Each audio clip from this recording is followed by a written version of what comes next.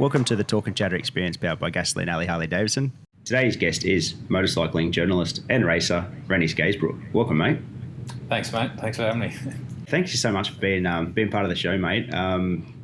You're sitting over there in California on Wednesday afternoon and Thursday morning here. And who's Rennie Scaysbrook? I know, good question. I ask myself that sometimes.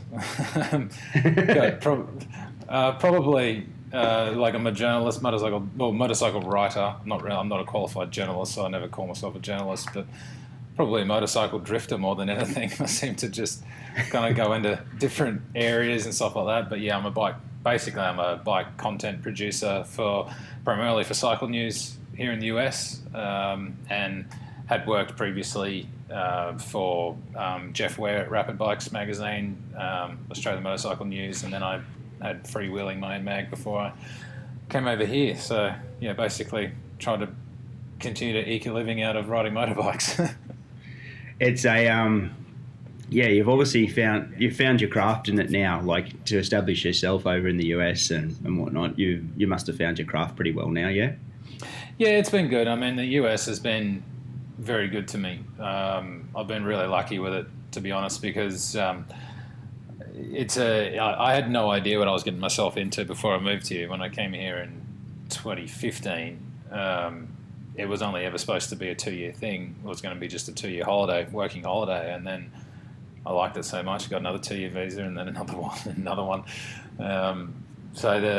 It's been really cool. I've got to do a lot of cool stuff that I probably would never have had the chance to do, and I've made a lot of contacts within the industries, which is a bit harder to do from Australia. You kind of have to be in front of a lot of people, and the US industry is still very highly regarded by a lot of the manufacturers. So and plus to be the road test editor at a company like Cycle News, a magazine like Cycle News, which has been going now for 65 years or so, and it's one of the Bibles in the American motorcycle publishing game. It's been pretty cool. I think I'm the second Aussie to work here, aside from Paul Carruthers. The great Kel Carruthers, his son, was the editor for many years, and he moved on, and I moved into part of his role when the restructuring happened in 2015. So yeah, it's been good.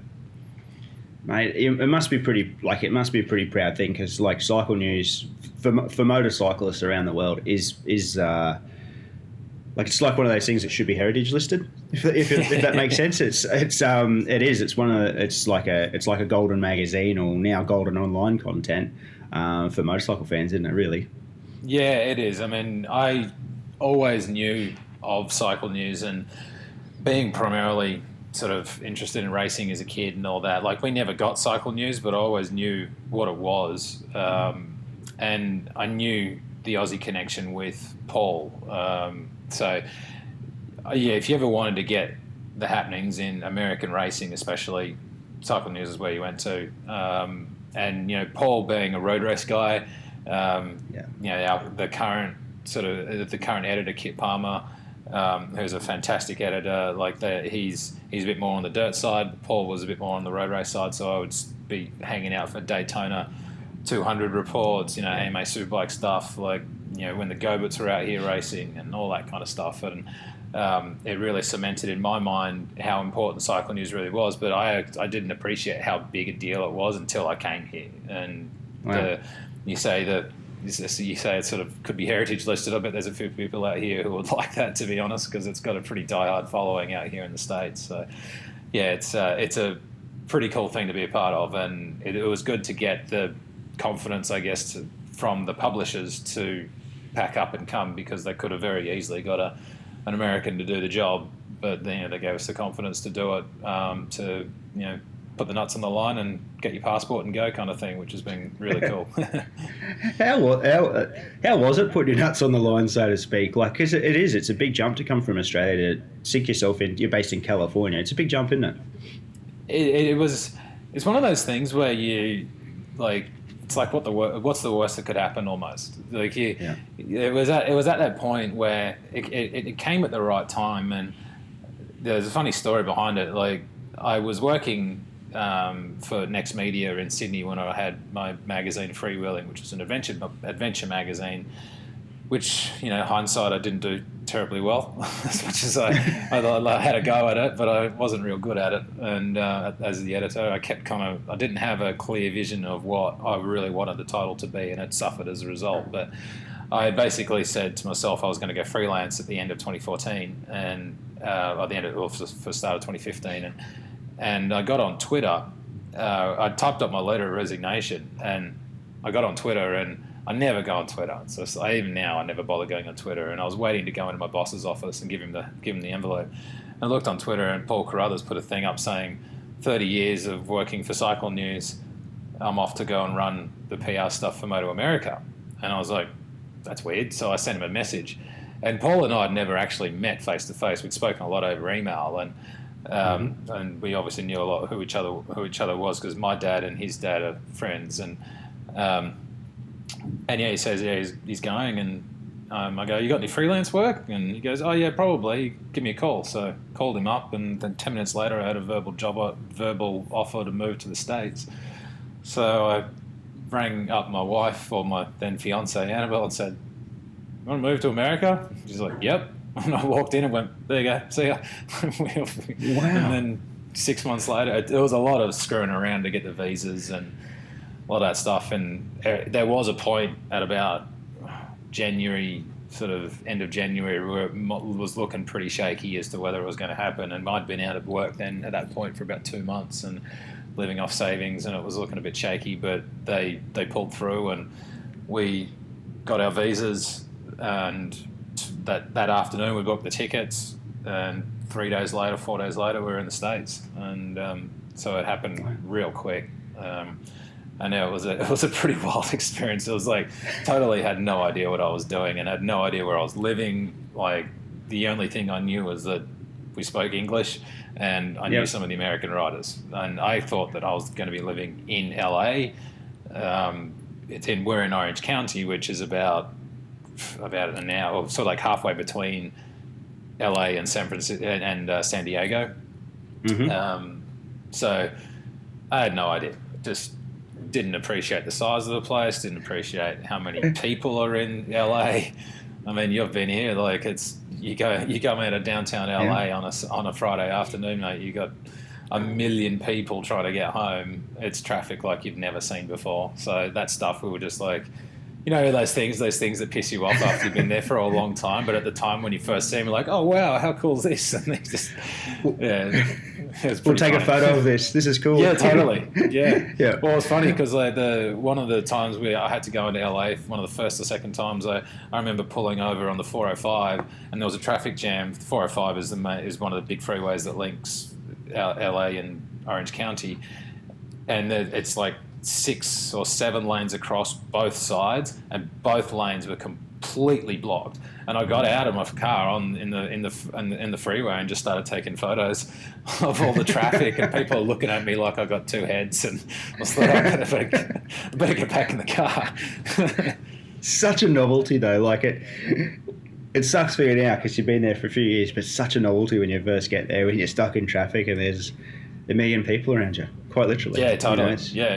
It's. I mean, it has the tag of the world's worst traffic for a reason, and it just bewilders me why more people don't ride motorcycles in LA, because, well, California especially, because California is one of the, I think there's only 3 states in the whole country that actually legalize lane splitting. So it's the perfect place to do it. You got the most people, you got the worst traffic, you can get on a bike and just zip through all of it. Like, I don't even care if there's traffic now. I just jump on the bike and rip through all of it, and it's fine. So it's a good advertisement to go ride. Well, it really is, and you've got a climate that you can ride 365 days of the year in California, pretty much. So absolutely, ideal place for it. Well, we had rain today for the first time in months, and really? So it was just, you walk outside, it's like, what's this stuff? And you kind of forget it rains. So what are you coming into? Are you coming into spring? Yeah, it is. It's just starting to coming out of winter a little bit now, and it gets cold, but not like. I mean, I'm from Sydney, and Sydney gets pretty cold, and it's not like Melbourne. And Melbourne gets cold. Like Orange County gets a little bit cold. Like then people complain about, I'm like, you got nothing. Yeah, this is fine. This is fine. Yeah. You're still in your shorts and thongs. Exactly. Cycle News was Irvine based, wasn't it, originally? Is it still out that way in Orange County?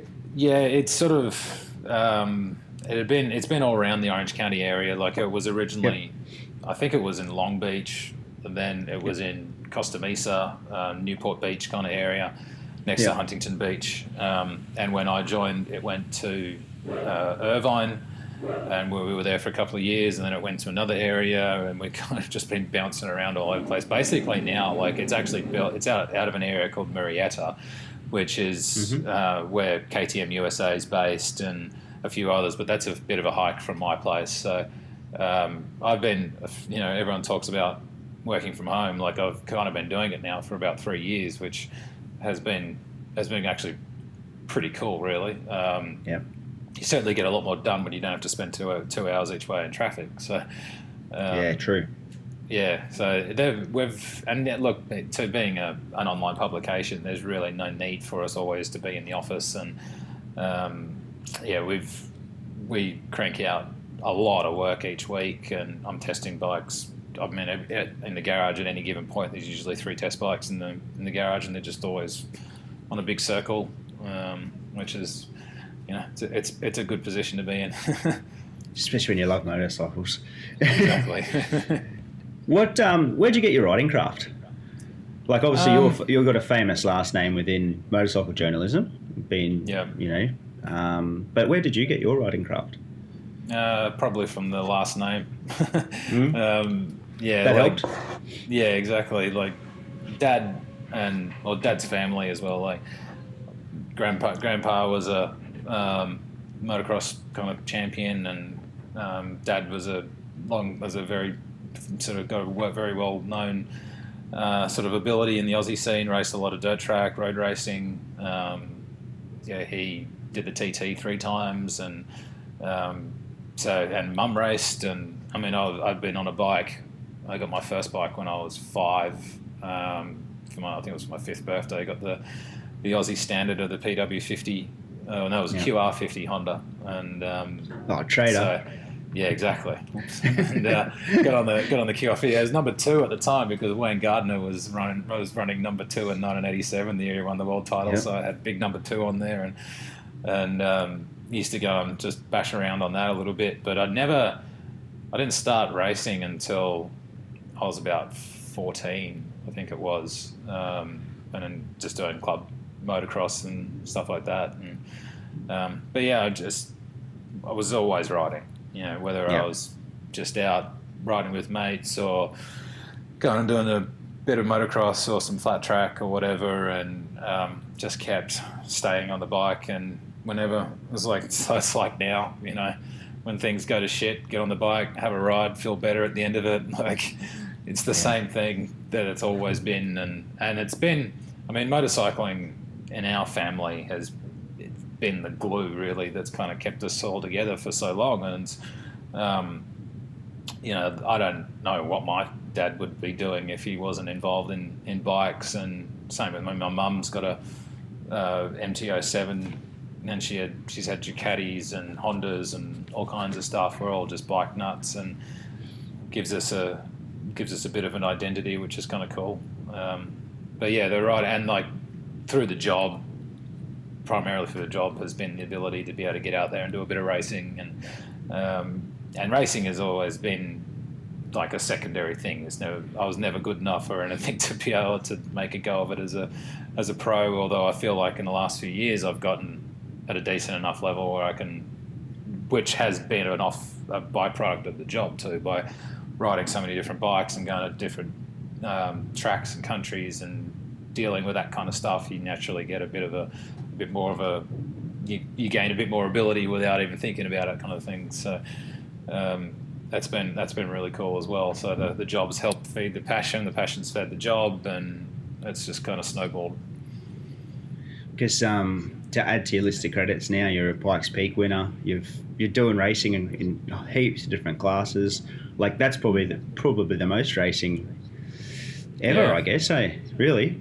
Well, again, with the US industry, I've been incredibly lucky to have support from a lot of people that didn't need to give me any help really. Like I used to sell them the idea of doing some stories together, and like thankfully a lot of guys see the value in I guess it's kind of like trying to relay the information or relay the experience of racing to a different category or group of people that might necessarily go out and do it themselves. And like Pirelli has given me such help over the years in America. I wouldn't have done any of the racing if I didn't have the graces of Pirelli. And so like the racing has been really cool, and it's enabled me to sort of try different things that I would never have had the chance to do. Like in 2016, I got to do the Vegas to Reno race with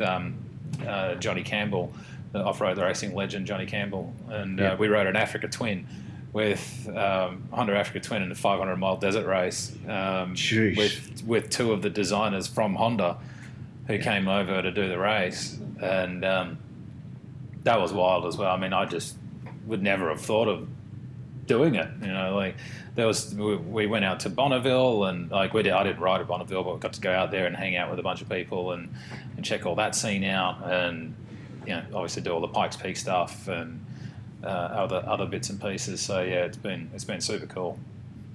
Man, that would have been a pretty full on journey, wouldn't it? Vegas to Reno and Africa Twin. Oh yeah, man, like we broke it up into four. Was it? Yeah, we were 4 guys, and we had, I think it was about an hour and a half per rider, and I was second both days to start off with. We were teaming with the JCR Honda guys, so we had Ricky Brayback, and Joan Barreda. Actually, I think Brayback wasn't racing. It was definitely Barreda. That's right. It was Barreda and Michael Metgay, the French Dakar racer, and Barreda just smoked everybody and did the whole thing solo and all that.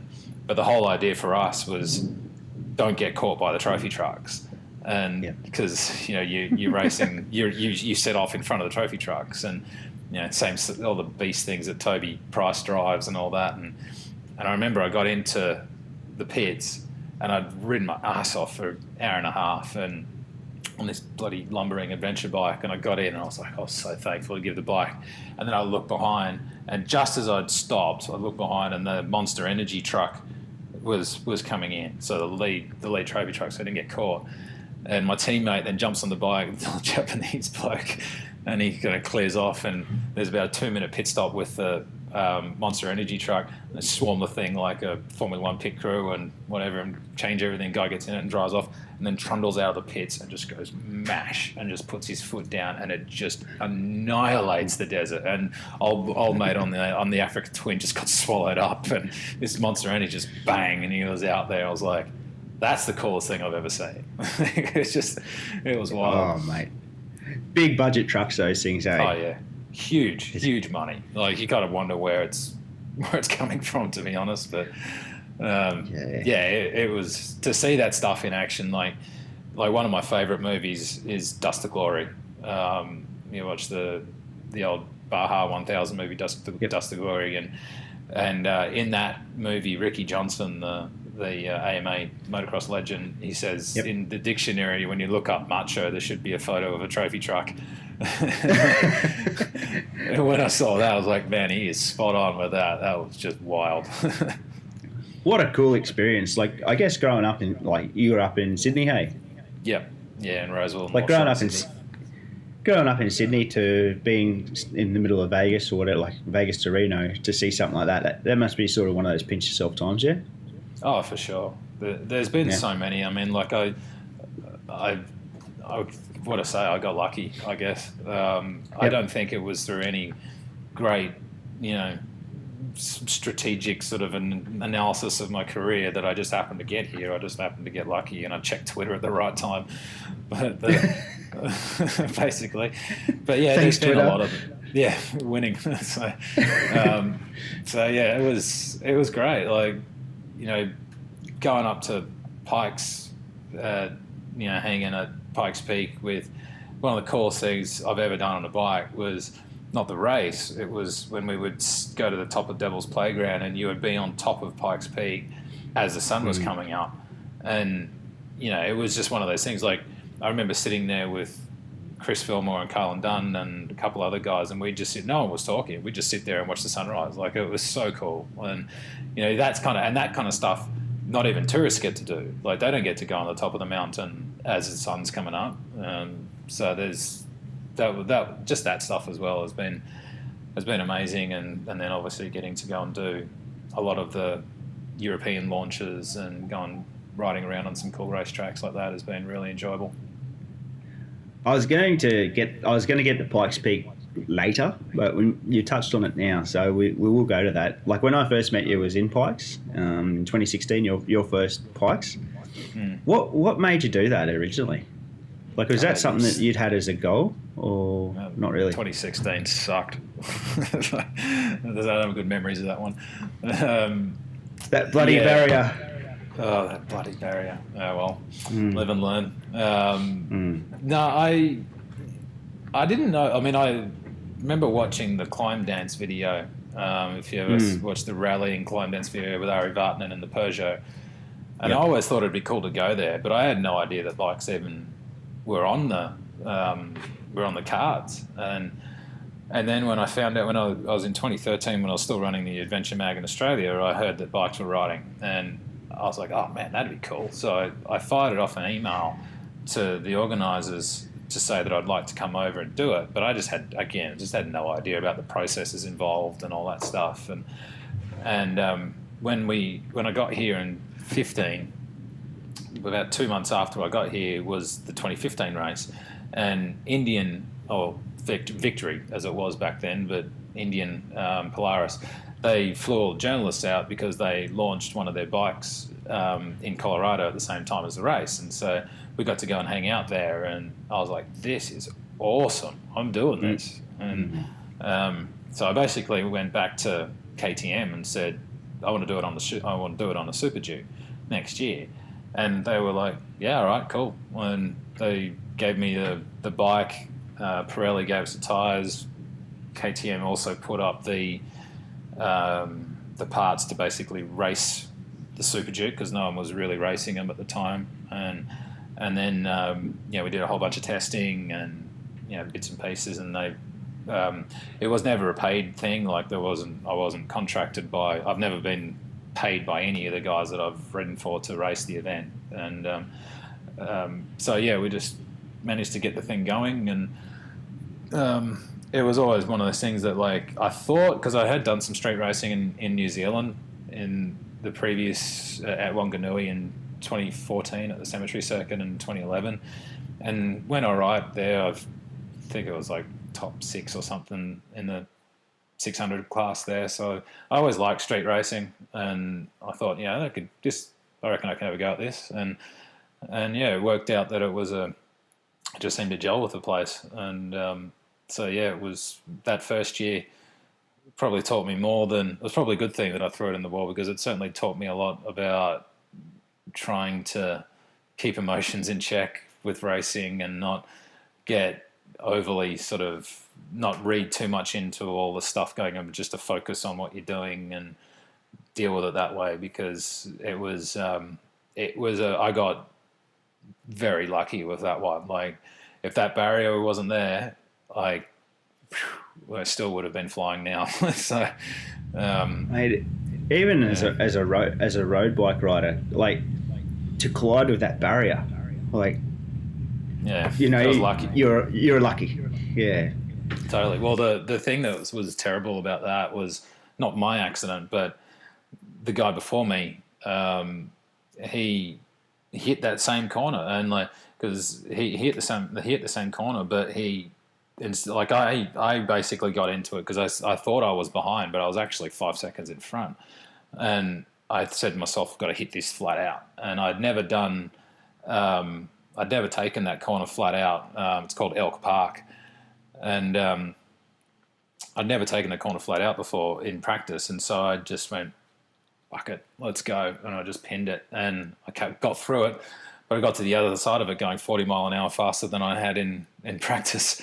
So I hit the brakes and I knew I was going to crash, but it was a case of like, do you fold it or do you just kind of hope that you can dirt track the thing into there and just hope that it works out? And amazingly, that's what happened. Like I sort of just drifted the thing into it and the bike hit the barrier and I went over and the bike stayed upright because it went between the tyres, the hay bales and the tyre barrier. So I got back on and that was it. That was the race. And but the guy before me, Connor, he did the opposite and went through there and folded it and he just pretzeled himself around the barrier. And it was a really rough time on the top of the mountain because we all thought he was dead. And there was the thing with which we also found out later with Carlin was like, it was very much a, no,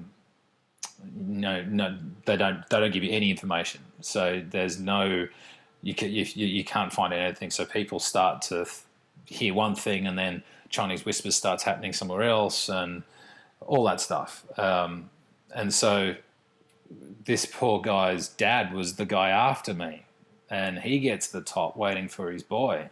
And then he finds out that he wasn't there and it was looking like he was dead. So we're like the somber mood there was just unbelievable. And it was, I got home after that one and I was just like pretty deflated and found out he was all right, but it took him a long time to get better. Like I really now realize how lucky I got with that one because it could have been a very different story. And it's a lonely place up there, isn't it? Like even as a spectator, when things just go silent, it's a very strange place to be, Sure is, yeah. I mean, it's such a bizarre place to race. Like I'm so thankful that I got to do it a few times before it got eventually cancelled for bikes. I hope they bring it back. I really do. But I haven't had such fun on my bike ever. Like that place is just awesome. When the weather's good, the bike's working well, the tires are good, you're feeling good. It's because the thing too about that place is that most of the corners are positively cambered as well. So you can just throw the bike into some of these corners and the thing just sticks. And there were a couple of sections, like when you come from Devil's Playground to the top and it's just, whoosh, you just pin the thing. And, there's a couple of corners like the one that Chris Fillmore's famous, just stayed on moment. Like people don't realize how gnarly that was. Like he was going into that corner, like top, what would have been top of sixth gear. And so he probably was doing 140 mile an hour or something at that point. And I've kind of converted to mile an hour. So it's 220 Ks, whatever that works out to be. Yeah. And he just threw the thing in there and you can see it's backing off to the edge of the cliff. And from that point, that cliff is a straight drop. Like there's, and you'll die of starvation before they find you. And, he bloody managed to get the thing around. And I remember I saw him at the top and he got told he got the record and he just had this like white ashen look on his face. It's like, shit, I just nearly died. And didn't stop him coming back. Like he once the bug had bitten, he was back. But yeah, there's some gnarly spots at that place for sure. Did you, like when you did the victory launch, did you go up to the top? No, we only got to, we did, I think it was like half the mountain. Yep. Because, you've been there, like it's full of tourists, absolute shockers. Yep. Full of tourists. So we were just tootling along up the hill. And when you get to the ski booth toll areas, which is about a bit over just before halfway, and then you see you've got all the W's to get to the top. That stuff takes hours if you're going at 10k an hour behind a whole bunch of motorhomes and things like that. So we just turned around and came back. But it was enough for me to say, I'm got to give this a crack. And but yeah, it was good that I was very lucky that Cycle News actually agreed to let me keep doing it because I I think they knew I got out of it with by the skin of my teeth in 2016. So it was nice of them to let me keep doing it. To go, like, for me, a friend of mine, Paul Dawson, over here, him and I used to race a bit of supermoto together, and we often spoke about that's like a bucket list. We really wanted to race Pikes, and then when I went there in 2016 and got up towards the top, I said, nah, I never, ever want to touch it. You know, I was just driving the car up and I was like, mate, this is one of the things I always wanted to do as a kid. Yeah. And then I got there and nah. Same thing, the Ari Vatanen video. That was the thing, seeing that as a kid. I'm like, well, if they did that on bikes, that's going to be... And they obviously did. But, it's unbelievable. There was a bunch of stuff there that wasn't... Like that was... I mean, there was so many cool things, but there were so many sketchy things. Like I remember one year in practice, the final corner... the second to last corner was just completely covered in dirt, and it's a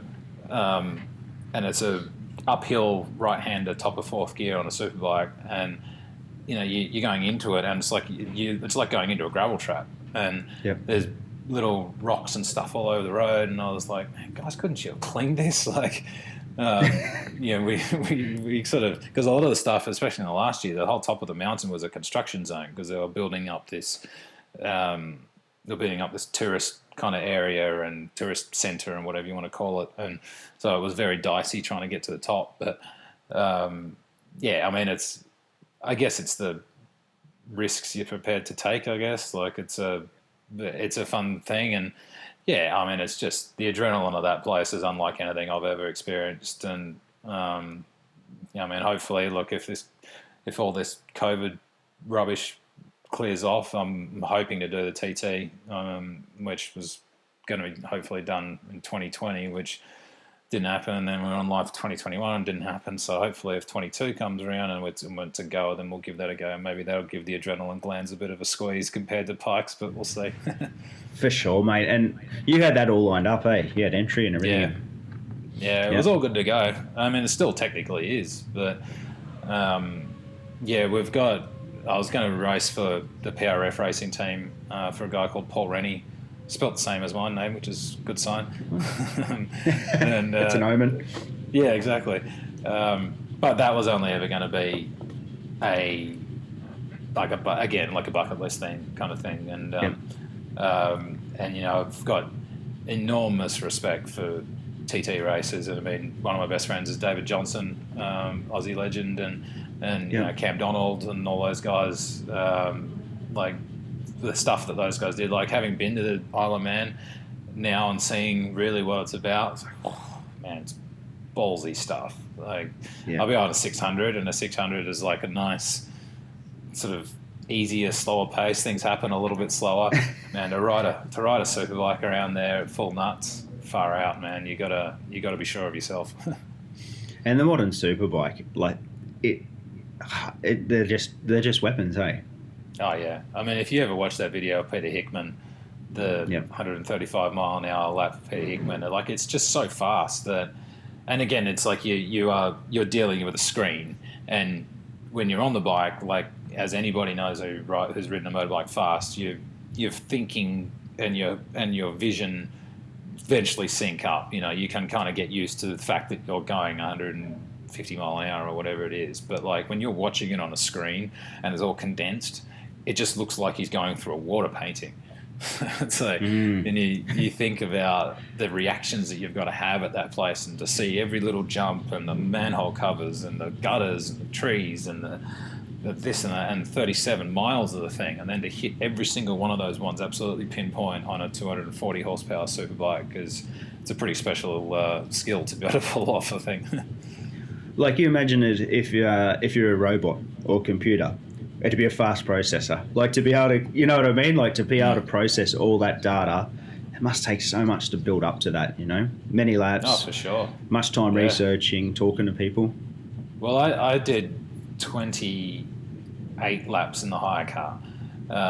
And I'd been playing the TT video game non-stop for about 6 months after I found out I basically got the nod to do it.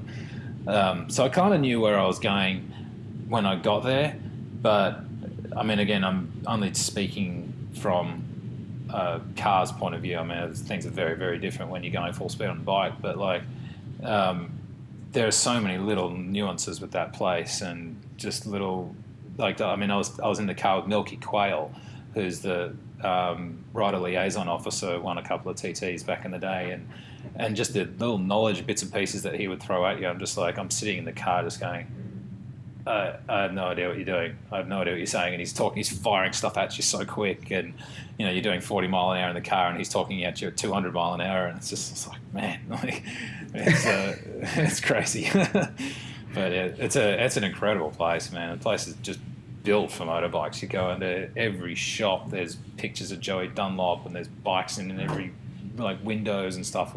It's so cool. That's one of the ones that, Pikes is obviously at the present time being canned for motorcycles. You just hope it doesn't happen to the TT, as well, because it's one of those things. Yeah, totally. I mean, you got to look at how the modern world is. The fact that TT exists right now is pretty amazing when you consider the litigation, whatever it is, society that we live in.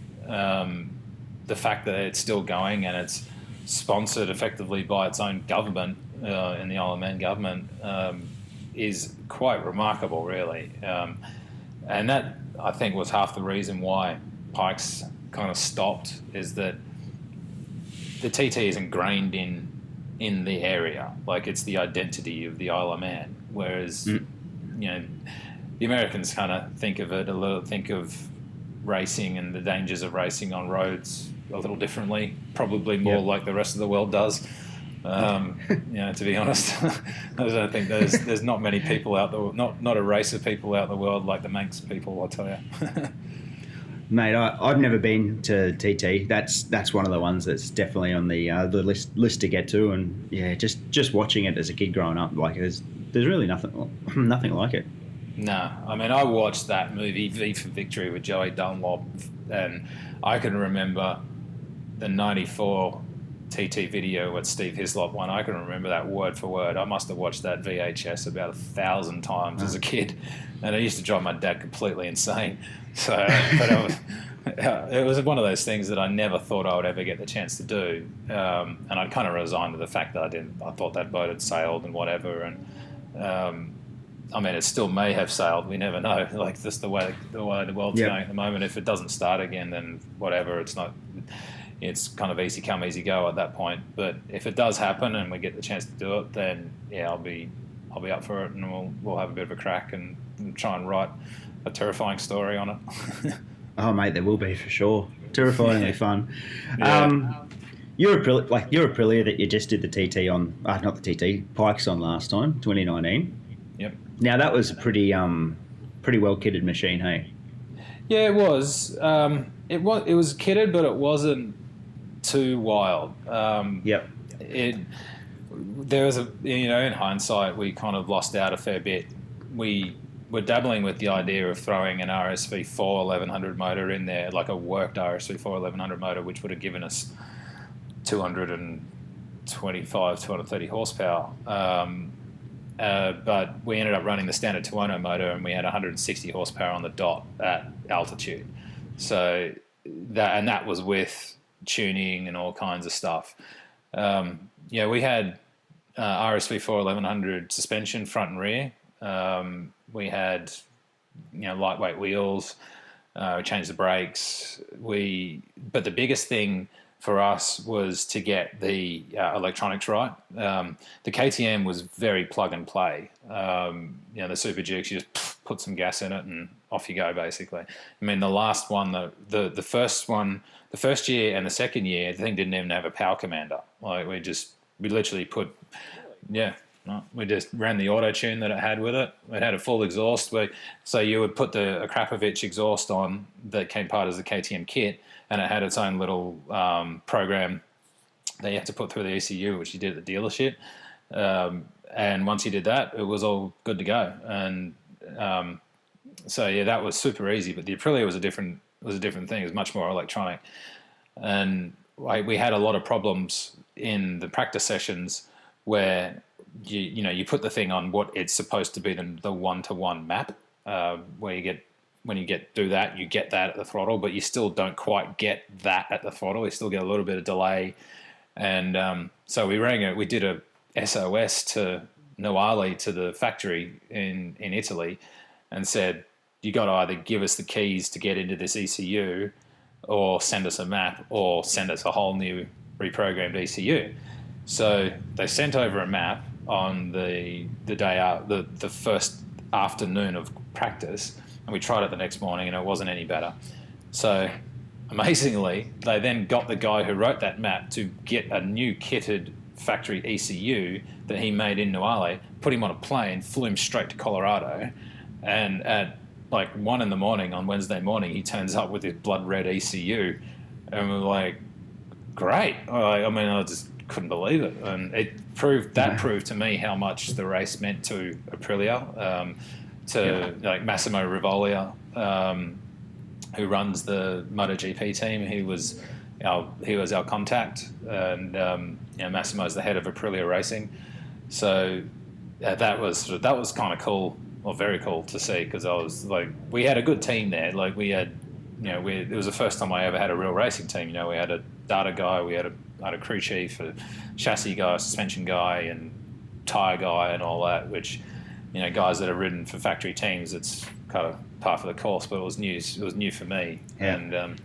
And then Nicola turns up with this ECU, and because the problem was that the thing wasn't leaping off corners, especially in the hairpins. Like, it just, you're like, come on, you want all that grunt, and the thing just would give you that little delay, and that's 0.2 of a second or 0.3 or whatever.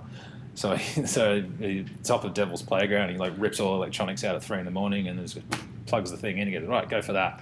So I went on the start line, I went, boom, dropped the clutch, and the thing just went whap, and just huge wheelie came down. I was like, all right, we're on here.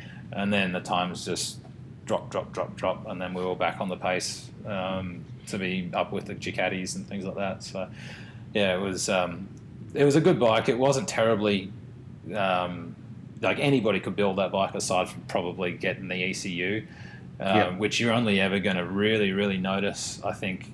I raced the thing with the standard ECU, the reprogrammed standard ECU, in a bunch of club races out here, and never had a problem. But it seemed to be when we were at altitude, and because you start at 9,000 feet, finish at 14,000 feet. So there would be some weird things that would go on there. I have no idea what, but all I could do was tell them what the bike was doing, and they knew it, fixed it, and then off I went. So it was and that was a big eye opener at that point, where we come out of hairpins and thing just like a V8. It was great. Wow, that's cool, eh? What a change. Yeah, huge change. I couldn't believe it. It was like, I likened it to like being in the line at the nightclub with all your mates, and you're not getting in, and then the guy who knows the bouncer just walks up, pats him on the shoulder, and you all walk in. Good analogy. I'm going to ask you about this. Do you think, and like reading your articles and watching your online thing, do you think your things like analogy like that, and you've got a how do I say it? Like a really funny way of putting things. It's not it's comedic. You've got like a comedic approach to things. Do you think that's helped you as your motorcycling career? Maybe. I try not to take it too seriously, because we're not curing cancer here. Like, it's supposed to be fun, isn't it? Yeah, it's supposed to be fun. Like I'm lucky enough to do a job that most people would dream of doing, and you're dealing with motorbikes. Motorbikes are fun toys. You're not dealing with life or death things here, and so you got to have a laugh and make it a bit fun, because why are you riding motorbikes to be serious? Like, it's not MotoGP. This ain't MotoGP here. Like, I mean even at MotoGP, you look at Valentino and he's laughing his ass off most of the time. So it's like, if he can do it, anyone can do it. That's it. Like, and to anyone that your Superleggera article, one of the later ones that have just happened, if you go through it, read the first few paragraphs, you'll understand what I mean. Some of the wording and that, I'm just like, it's just cool. It's fairly refreshing anyway, I feel anyway. Well, I figured that was the only time I'm ever going to get to ride one of those things, and I'm certainly never going to get the chance to afford one, so I might as well have a go at it. Far out look good, eh? Yeah, that's a special looking bike, man. Yep. For a production bike, so 100 grand in the US. I don't know what it is in Australia, but yeah, that's one of those bikes you look at the first time, you're like, yeah, that's some special stuff. So yeah, I got lucky there, and that was cool too because Ducati USA were never obliged to do a press ride. It was kind of strange that they even did one, to be honest, because all the bikes were sold. Like they didn't need to big up the bike; it was already gone. So yeah, getting to go for a ride on that, and getting to ride at Laguna Seca and riding at Laguna Seca without the noise restrictions as well, because there's a person that lives on the top of, I think it's turn 5 at Laguna, and they sit there with a noise gun, and if the thing trips, then you get a phone call, and you get warned once. If you get tripped twice, you get sent home. So, because it's right in this kind of not residential area, but there are neighbours around. Typical stuff where people buy cheaper land because it's next to a racetrack, and then they start complaining about the noise. So yeah, common story, isn't it? Totally, yeah, exactly. So unfortunately, that guy is all about it. But yeah, on that day on the Superleggera, we managed to get a free day where we could go there and really ring the thing out, and yeah, that was super cool. Mate, that would have been unreal. Now that Aprilia that we're talking about, you got to test it at Coda and that, didn't you, with Max? Yep. Is that correct? I think I remember seeing something back in the day. Yeah. Yeah. That must have been pretty Max cool. And we shared a garage, which was kind of funny. I remember sitting there like looking over, and Alicia Spargo was there as well, and but he was in the garage next to us, and it was funny because my bike was in with the Aprilia MotoGP guys, and they wouldn't let me get my bike out. And so really? It was like, they're like, no, because they didn't know who I was. And I'm like, this is my bike. So they came out, and it was funny, Espargaro came out, and like once we got it out and looked at it and sort of sat there and scratched it and sort of sucked his teeth a little bit, asked me about 2 questions, and bang, he was gone. I never saw him again. And so I was like, okay, that was weird. But Max was really cool. Max and I were talking for ages and hanging out for quite a long time, and to be, we were just sharing a track day, but like just to sort of hang out with a legend like that, and was super cool. I mean, one of my all-time favourite bikes, production and race bikes, is the Black Chesterfield Aprilias that he used to race, and those things were just they're money. Those things. So I was sitting there asking him, all geeking out and being all fanboy about his 250 days and bits and pieces, and he was totally cool about it. So it was really nice. Mate, they were a piece of work, eh? The RS250s, like that they had. Just a beautiful machine. I was lucky enough to ride one actually at Phillip Island. Oh wow! I got to ride Alex de Bond. So Ben Reed, the Aussie guy who was running he used to run Remy Gardner back in the Spanish Championship when Remy was a real young tucker, and he bought Alex de Bond's factory 250, but this is back when I was working at AMCN, and I got to have a ride on that. A lot of guys have ridden it since, like Jeff Ware's ridden it and a few other guys, but that was the first time I'd ever been on a real Grand Prix bike, and I was like, man, that's not an easy bike to ride. Like, they're stiff, super stiff. And wow. Yeah, just a really cool. Plus, I'm like about 3 foot too tall to fit on the thing anyway. So it was great. You don't have the MotoGP frame. No, all the flexibility. Oh, mate, it's unbelievable. Like to see what they can do, and their size, obviously, it's amazing, isn't it? Well, it's funny. I remember being in the pits at Coda for I think it was the 2016 race in Texas, and they had Loris Baz and Hector Barbara were teammates in the Avintia team, and they had the 2 bikes sitting side by side, and Baz's bike was about that much longer than bloody Barbara's bike, and because Baz is taller than me, he's like 6'2" or 6'3" or something, and Barbara is about 4 foot nothing. So it was like a stretched limousine MotoGP bike and this tiny normal sized MotoGP bike. Mate, in the modern meme Twitter era, it's a wonder no one made the twins thing from twins from Arnie and Danny DeVito. Oh, like Two you sides. just reel them off, yeah. They he did really well last year actually, Lawrence Baz, didn't he? He made Yeah, a he jump did. back. He's coming over as well. He's coming over to the States. What for Moto America?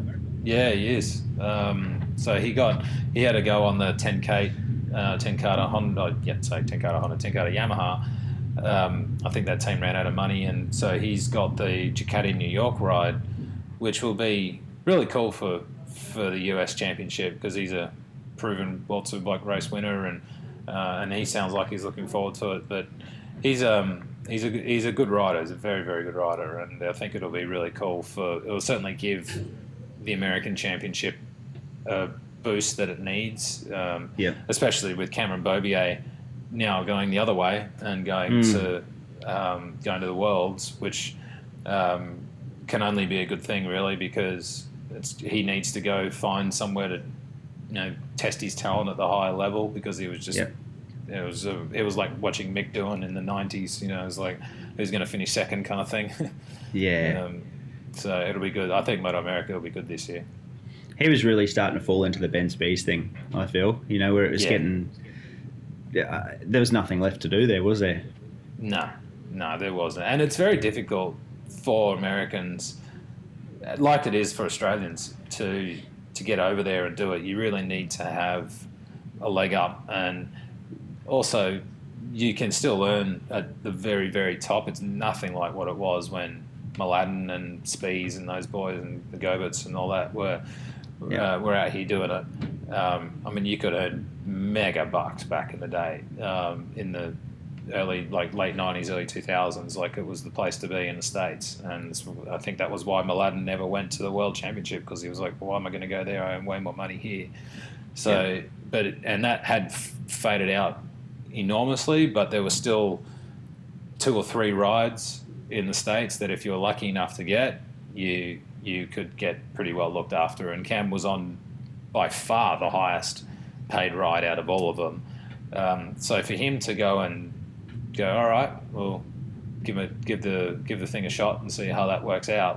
He's got to be commended for it because he walked away from a pretty substantial paycheck to get over there and do it. So I really hope that he does well because he's a nice guy and the US racing needs to get another guy up there. I think along with Joe Roberts, it'd be good to see.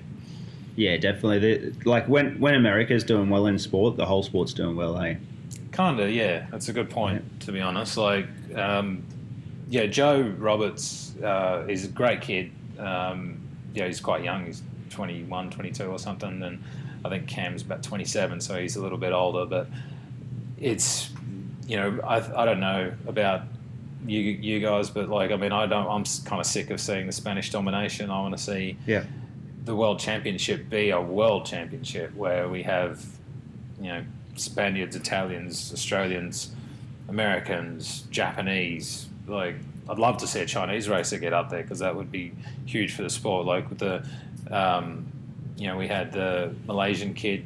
I can't remember his name now. Oh, geez. Yeah, he was Siren.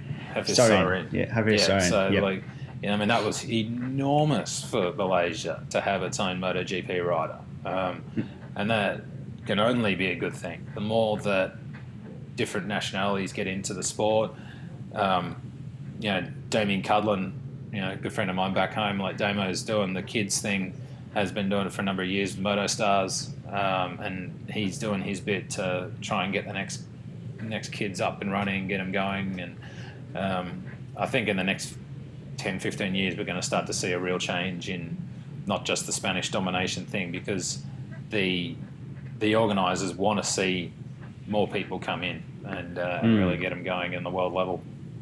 And it just, if you can get growth markets like an Indian rider, a Chinese rider, some things like that for motorcycling, it'd be huge for it, wouldn't it? Oh, it'd be fantastic. Yeah, it's exactly what we need because motorcycling is changing. Not just on, bikes are changing, regulations are changing around the world. it needs to be one of those things where it's seen to be developing. It never wants to be stagnant.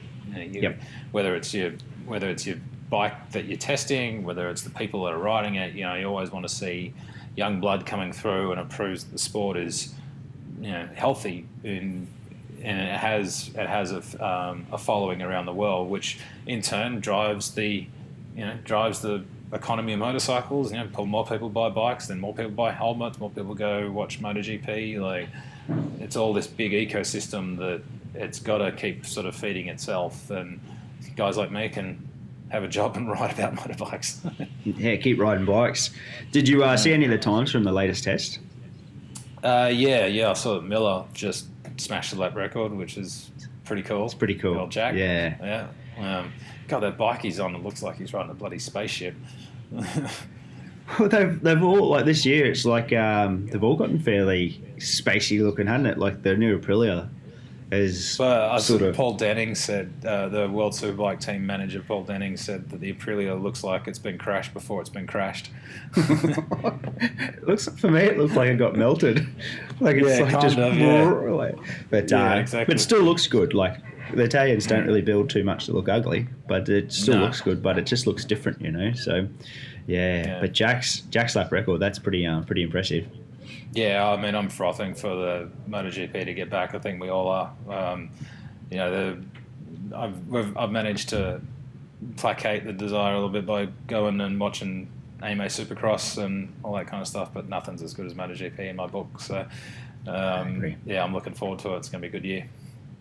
Now, you've gotten to ride some of the bikes that a lot of people would just dream of riding. You've gotten to ride Britain, RC30s, Keanu Reeves Arch. I'm going to say Arch or Arc. I'm going to say it wrong either way. No, it's Arch, What's been one of the things that just stands out? I think the best bike I've ever ridden in terms of just sheer amazement was Johnny Ray's World Superbike. Like that was, I mean, I'm not really stating anything too obvious with that. I mean, like, it was just like you get on it, and I've never ridden anything that works so well. I only ever got 4 laps on the thing anyway, and it sort of made me laugh when you get a lot of these guys that get out there and test those bikes, and then they say, like, a lot of the journalists will go out there and test bikes that aren't pro racers, that can't ride the things to the level. And I certainly couldn't ride the thing to the level of anywhere near what a World Superbike rider could do it. So for me, it was just a joy ride, really. And I just came off that thing just completely blown away. It was just like, this is amazing. Like, I mean, it was so easy. You could get on a ride to the shops, no problem. But like, I rode it at Aragon and in Spain, and I remember coming onto the back straight, and I just went, all right, I'm not going to back off this thing until it flips, and just lit the fuse, and bang, off she went, and the noise that thing made was just amazing. But that was cool. When I was probably the dumbest, most insane bike I think I've ever ridden was I was working for Jeff Ware at Rapid Bikes magazine when that was still going, when I was really new to the job.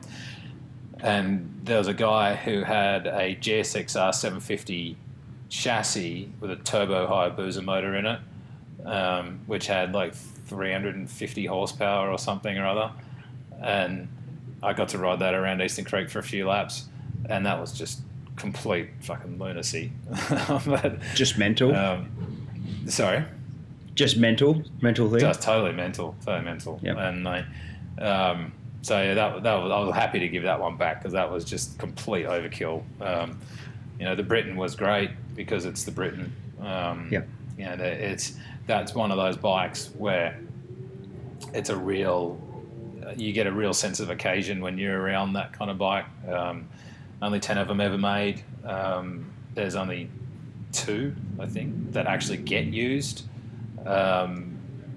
It's interesting. There was a guy, because the Barber Motorsports Park out here in Alabama, they've got a Britain out here, and a couple of years ago they they did the Festival of the Britons, where they got, I think it was 9 of the 10 Britons ever made, and they had them all going, all around the track. And Andrew Stroud, who was the original rider of the bike that I rode, won the World Bears Championship on it, and a few other bits and pieces. He was out there racing the thing, like properly giving it to this bike that's worth, God, I don't know, a couple of mil probably. Yeah. And the guy at the Barber Museum told me that their bike, their Briton, cost them, I think it was $40 per half a minute or something or other. They worked it out to be. As long as that engine was going, it was every 30 seconds. It was costing them $40. So, wow. Yeah, because they had to rebuild it every time. As soon as it's done an event, they pull the thing completely apart, rebuild everything themselves. Really? Yeah, because there's no parts for it anymore. Everything's handmade. And everything is race handmade, so it's like when you have the old 500s that are all made of magnesium and all that stuff. Like, it all goes to pieces eventually, and so they're super on top of these things because they're not motorcycles now; they're investments. If you were lucky enough to get one of the 10 Britons, you probably didn't pay $1 million for it, because I haven't seen one for sale for years. So they've just gone, and they're for sure worth well over $1 million now. Wow. So that was super cool. Like, the funny thing was with that bike was I got to ride it at the the Vintage Festival down at Broadford. Broadford the Bike Bonanza. Easter one. Yep. Yep. And Kevin Grant, who owned the thing, I basically pulled Dad in and I said, "Get me on that bike. I'm not asking him. You got to ask him." And so, like, he kind of massaged him to let me get on the bike, and I got on the bike, and they gave me this $1 million Briton with stone cold tires, so stone cold slicks, and so I hopped on this thing, and there's a huge crowd of people around this thing that fire the thing up, and I hopped on it, and I managed to just kind of was like going through like a paparazzi style crowd, and I managed to get through it and didn't stall a thing, thank God, and got out onto the track, just tried to get some heat in the tires and just to make the thing work, because it just didn't want to turn, it didn't want to do anything. I'm like, man, if I crash this thing, like, I'm done. Like, there's just, so I 2 or 3 laps just to slowly get heat into the things, and then in the 4th lap it kind of woke up a little bit of heat in there. I was like, all right, cool, we can do it now. And then Kevin holds out the board that says in, and I'm like, bugger that. And I went round again, and it said in. Anyway, I did 9 laps, and by the time that I'd come around for the 9th time, it just went in. So like, all right, I better pull it off. So came back in, because I knew I was never going to get a chance to ride one of those things again. So I was just like, okay. And I came down the hill into the pits, and I stalled it, but it looked like I did it on purpose. So I just kind of rolled it in and just like gave it to him. I was like, thank God. Wow. Was it good?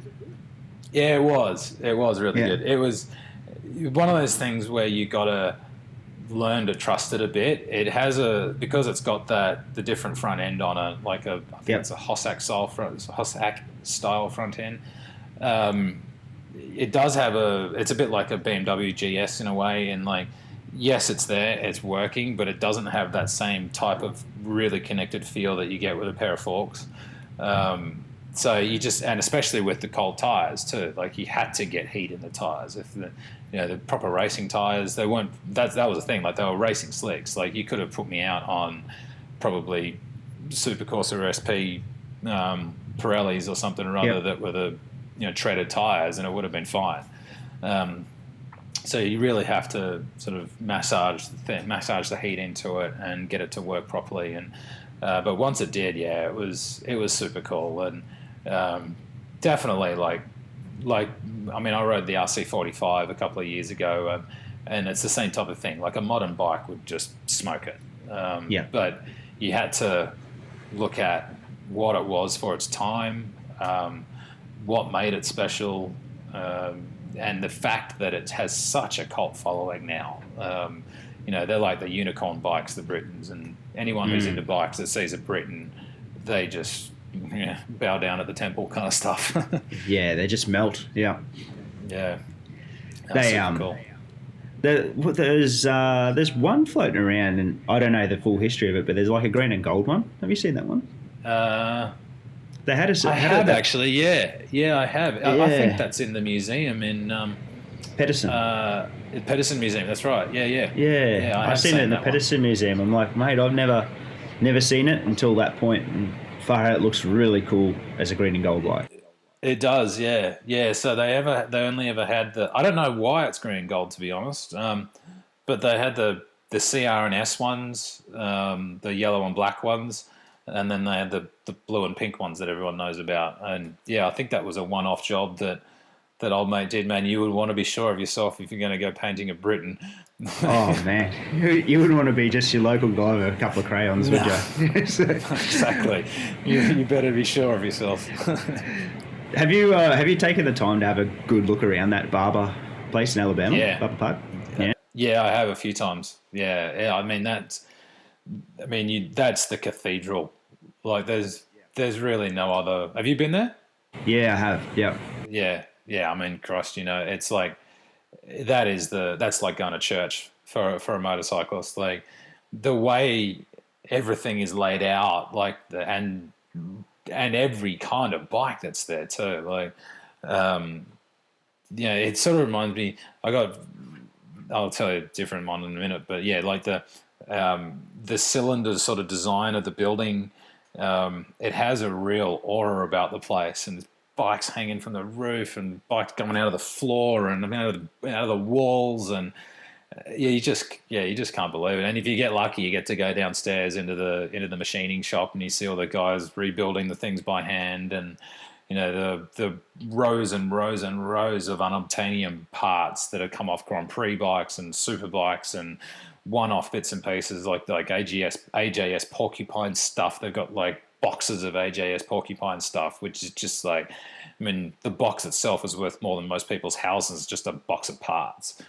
So to see that kind of stuff is really, really cool. But, 'Cause I was going to ask you that. Have you been lucky enough to go down to the basement as such? Because you can see it from the top. They've got, say, there's like, for people listening, there's like an elevated platform. You can look down and you can see like glass windows, restoration bay. So you've been into that area, yeah? yeah, I have. Yeah, I Wow. was there. I was there last year actually when I raced at Barber for the Vintage Festival, and yeah, it is. It's wild down there. Like the guys they're like little elves, Santa's workshop. I think of it. They're just sitting down there, just burrowing away, just making all kinds of random stuff. Like this bloke was there who was making a metallic switch block. And if you're into that kind of stuff, you just geek out on all that kind of Yep. stuff. And it's like it was for they were working on the first Yamaha that ever came into the US. They managed to find it in some guy's barn and God knows where.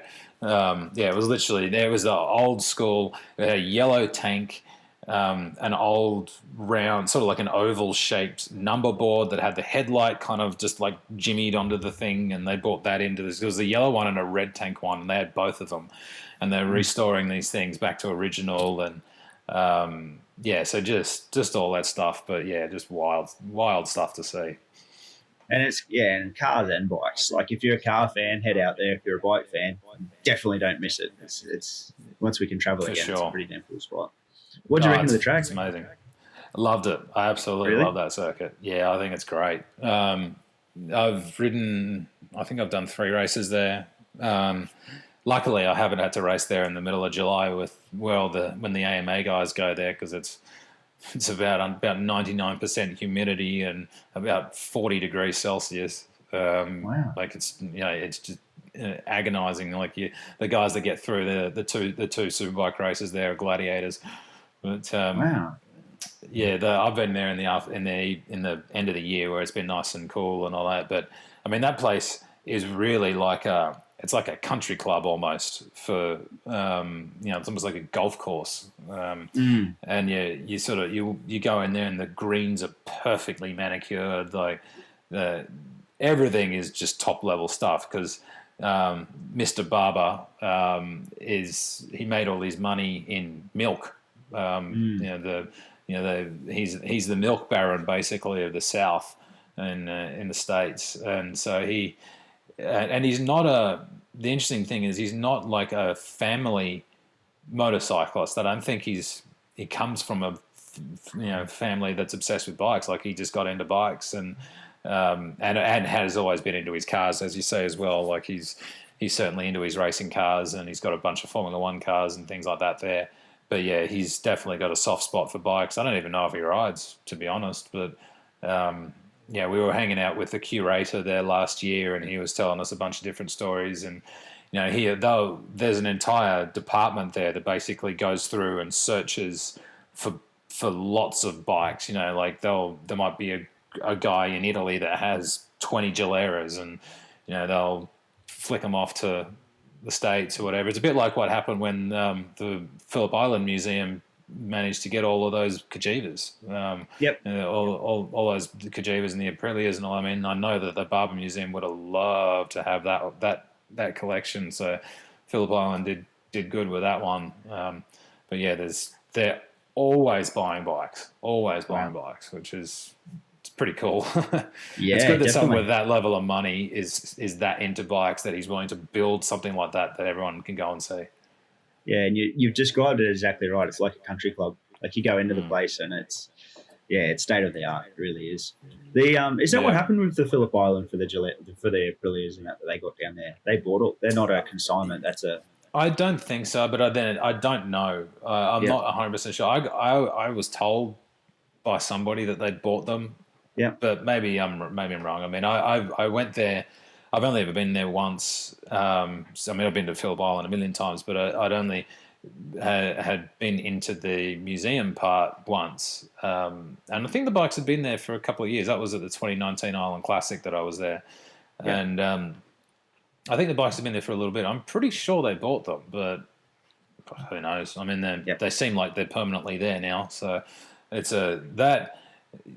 guys in Australia have got to go and see that. Like, if you're into Grand Prix history, like, you'll never see, I don't think anywhere in the world will you see Italian Grand Prix history collected in such a small room that you can basically walk the history of at least the two-stroke era, probably not so much the four-stroke with MV Augusta and Moto Guzzi and things like that, but definitely the two-stroke era. Like, you get all the Aprilias, like Aprilias that have won world championships with Gramini and Caparossi and Rossi and all that, and all the 500 Kajivas with Eddie Lawson and John Kaczynski's bikes and Barros's bikes and all that. I mean, like, to have that stuff in one spot at the world's greatest racetrack is pretty damn cool. And it's crazy. I've only been into the museum a handful of times, but each time I go there, I'm like the only one person that's in there. Like, you can go there, and no one's in. No one even sort of knows about it. It's crazy. No, I couldn't agree with you more. Like, it's ridiculous. Like, I was there. I must have been there for 3 hours. Like, and the place is not big. Like, the museum itself is not big, but I sat there and oogled every little bike. I just couldn't believe what I was looking at half the time. Like, they're all the bikes I had on my wall as a kid, and I don't know. I mean, I would love to see Phillip Island advertise that a little bit more, because it is a amazing little sort of gem that Australians have got, and I bet most people don't even know about it. No, come GP weekend, like it's just there. No one goes there. It's it should be something that you should know a bit more about. Yeah, exactly right. Who's your tip for MotoGP this year? I've probably got to go for Quartararo. I really want Jack to win it. I'd love to see Jack win it, but I feel like Quartararo's got a serious point to prove. I really hope that. I don't know, man. It's hard. It's really, really hard this year. But I think Quartararo's probably got the rocket up him pretty hard after going to pieces as the way he did last year. Especially starting off so well. I'm looking forward more than anything to having Marquez back. Like, it's, as much as like you have, it'd be great with, it's been great without him. We all know that he is still the king. So it's like, he's got to come back and they've got to beat him. But it's going to be interesting to see when he does come back, what he's going to be like. I think he'll if he's good and he's healthy, there's no reason why he can't be as strong as he was before. But you never know, man. Like it's so close this year. But I think Quartararo, but I'm hoping Miller. Yeah, I hope it's Miller. It'd be cool to see Miller. Morbidelli had such a good end of the season. Yeah. If he can keep that confidence there, he'll be pretty exciting to watch too, I feel. Yeah, for sure. He's another one that's a total dark horse, and he's on the bike that is apparently a better bike. So all the Yamaha riders were saying, but the preseason stuff you got to be very take it with a grain of salt all of the time. Aprilia has been at the front for with Espargaro for the last 3 days, and I'll be amazed if that continues for the rest of the season. But I know that I'd love to see Aprilia get up there just for the sake of it. I know how hard those guys are having to try, and I mean they're dealing with a budget that's a lot less than what a lot of the other guys. I mean, you look at the budget that Red Bull KTM's got, which is just open checkbook kind of racing, really, with those guys, and they've managed to do 10 years worth of development in 4. But Aprilia's on a much smaller budget, so it'd be great to see if they could get out there and have a go. But one thing's for sure, it's going to be a hell of a year. And usually the good thing is usually Qatar is a ripper of a GP, so hopefully it's going to come back with a bang. Yeah, fingers crossed. It should be cool. What about World Supers? That one. As much as I like Johnny Ray, I really hope someone else wins a championship. It's getting a bit doing-ish with that championship, to be honest. I was you could never get mad at Johnny for doing what he's doing, but far out, I hope someone else wins it. You know what, man? I would love to see Michael Vandermark get up there. I want to see him get up on the BMW. I want to see the BMW get up more than I want to see Michael Vandermark get up, because it's that bike is such a good bike, and they've never had the luck in World Superbike. I would just love to see something totally different like that. That or Redding. Redding will be now with 2 years under his belt, 1 year under his belt, but. Geez, man, you got to be, if you're going to put $20 down on Redding, you got to put $10 down on Jonathan Ray, because it's he's just his insurance money, exactly, because he's just so damn good. And I remember a couple of years ago with Bautista, Bautista had that thing shot to bits, 140 points or something or other he was in front by. And he just exploded, and Ray just kept banking the points, and he does it every year. It's like what Mir did last year. Mir won one race and won the championship. So,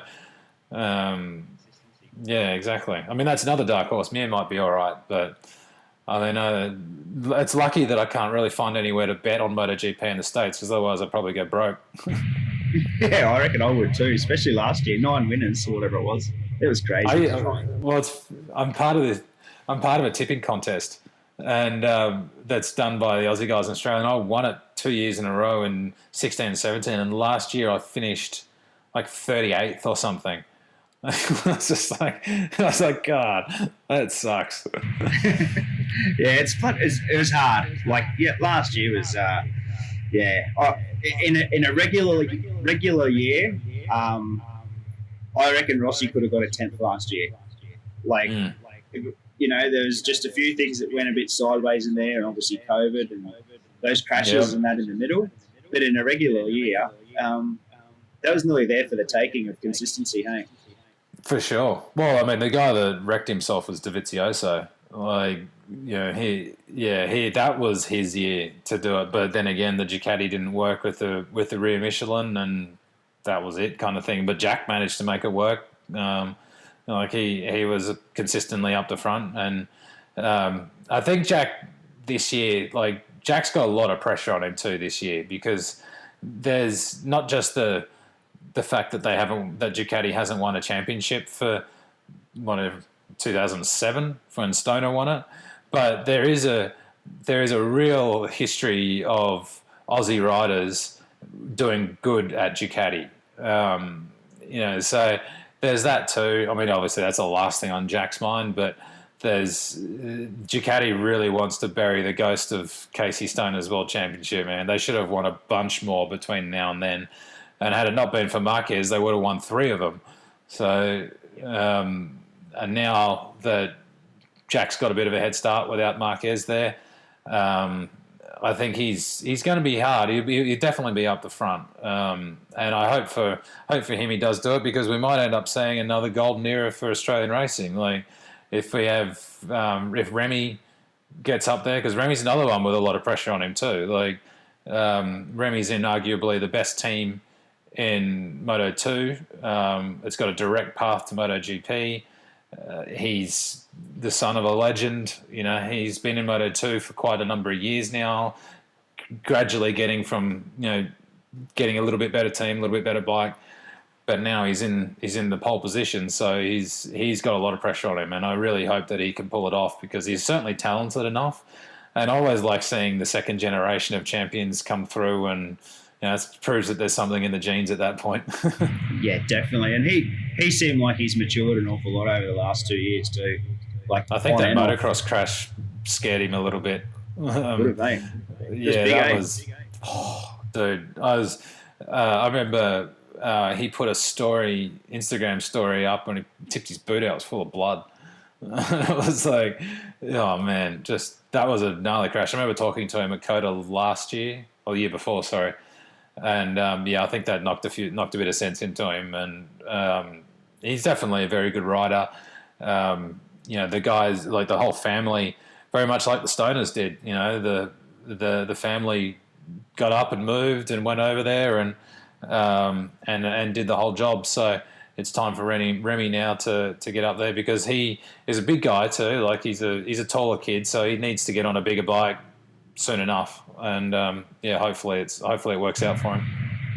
What I really appreciate with Remy is off season he's sitting there on the lathe, he's sitting there making his own. You see him on social media and working on his own bikes, working on his own cars and stuff like that. I think that's really cool. He's not just gallivanting around. I think that's really neat to see. He's a very talented kid. Totally self-taught. Like he's a really technically gifted young guy, which is great to see. Especially, it's really cool when you see that MotoGP guys have interests other than just riding bikes. Definitely, it's cool. I find that really neat. Do you keep track of the Australian stuff still? Yeah, I do. I mean, I haven't been in as deep into it as what I was when I was at AMCN, when I was doing the sports editing stuff and all that. But looking at the Aussie Championships now, it looks pretty healthy. But again, I'm only looking from the outside.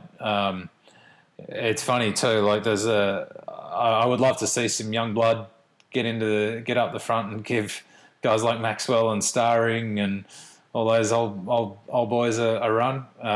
But hey, they're still there. They're still doing it. They're still doing the times. Doesn't matter if they're 20 years old or 60 years old. Like, I would love to see Ollie Bayliss get up there and do something. Now he's got Brent Stevens in his corner, which is a real good thing to have. So that'd be great. I mean, it would be good if Tom Taparis were to go off and get into the worlds and start to crack the big time, because I think he's certainly good enough. Ollie is still a bit young. It's kind of hard to know really what the go is with Ollie. I think he's going to be sort of 18, 19 before he can really figure it out. But from talking with a few guys and knowing like what Damien's doing with the Moto Stars and the kids that are coming through there, it certainly seems like it's healthy, which again, as like we were saying before, it's the machine to keep feeding it, to keep powering the industry. And I would love to see some young blood get up and get into some of the big plum rides in Australia and keep the talent factory going. Definitely. And what Damien's done with Moto Stars has been huge, I think, over these last few years. Like you're starting to see it filter through to some of the championships in that. So they're for doing sure. a good job. And he's the right guy. He's the right guy for it. I've known Damien for a long time, and he's got the contacts. He's done it the very hard way. He was never given anything. He always had to work for it. I mean, the guy was nearly in a wheelchair before he really cracked the big time. So he really sort of worked his ass off to make it happen. So he knows all about hard work, and he's a good mentor for those kids. Like he knows how to instill the ethos, the work ethos into these kids that mightn't get it from other mentors. And so yeah, and plus if, I don't know, but maybe if he sees a special one, he can put in a word. And but yeah, he's doing a real good job of that. He should be commended for that. Yeah, highly. And it's something that Australia has missed out on for lots of years. And yeah, it seems like they're doing a good job with it. Yeah, well, the Metrokit stuff, I remember back in like 2008 to 12, really. 9? They had the motor MRRDA, it was, where Jonesy and all those boys came out of it. Like that was another really good lot of kids that came out of that sort of series. And then of course it sort of fell away, and sort of it's hard to keep this kind of thing going. And prior to that, I remember the Morawaki 80s of back in the 90s, where you had Anthony West, Brock Parks, Scotty Charlton, all those guys came through out of that series as well. So it sort of proves that there is really good riders. There are great riders in Australia. There always has been. They just need to have that boost to get them into on bikes early, get them going. Ben Spees put a thing up recently on his Instagram saying that if you want your kid to be in Grand Prix, you need to have him on a GP bike, like a Moto 3 or a pre-Moto 3. You need to have him on it early, because the kids in Spain are doing that stuff by the time they're 12. Wow. And that's just the hard facts of the thing. Like, the game has definitely changed a lot. Like, unfortunately, the world is not really looking to Australia or the US, or in some cases even the UK, for the next star. They're looking in Spain and Italy and stuff like that. So it's up to Australians and the rest of the world to kind of go knocking on doors and show them that we're good riders. So, but it all starts at grassroots, and that's what Damien's doing. So yeah, he's doing a great job. Definitely. And I think it held us back a long time here, not having any smaller bikes. Metrokit, the 80, and then a drop off for a bit, and then for a period, it wasn't until you're 16 that you could really get onto a track, because there was no bikes to do it on. Yeah, that's a bummer. That was a real shame, because a lot of kids missed out as a result of that. I go out and ride. I try and get out once a week, but work's been so mental that I try and go out every 2 weeks now. But I've got an Ovale downstairs, and I've got a Supermoto bike, and now go-kart tracks around the country are finally opening up to this kind of stuff and letting guys go out and go riding. When I was a kid, you could never ride on go-kart tracks. Like, if you had a bike, you had to wait till you were 16 to be able to go riding on a road race track, and too late by that stage. Especially when you can get on an R15 now, or whatever they are, 25 Yamahas, and go rip it around Phillip Island and learn the racecraft that's required to race a motorcycle at high speeds.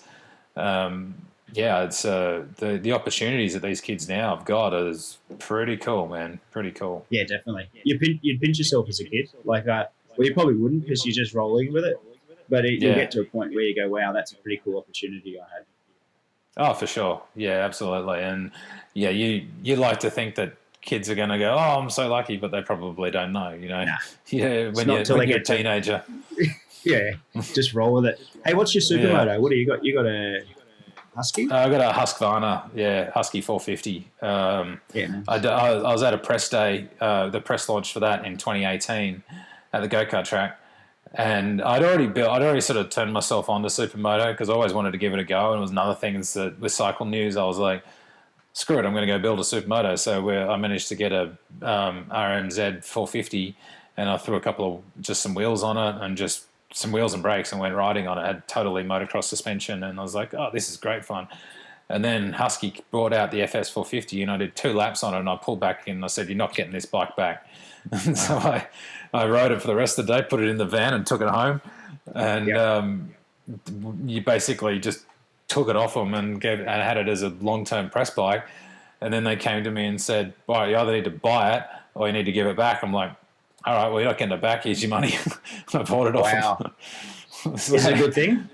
I love it. I just love it. I wish I'd known about it earlier. That style of riding is just so much fun. And it's so intense.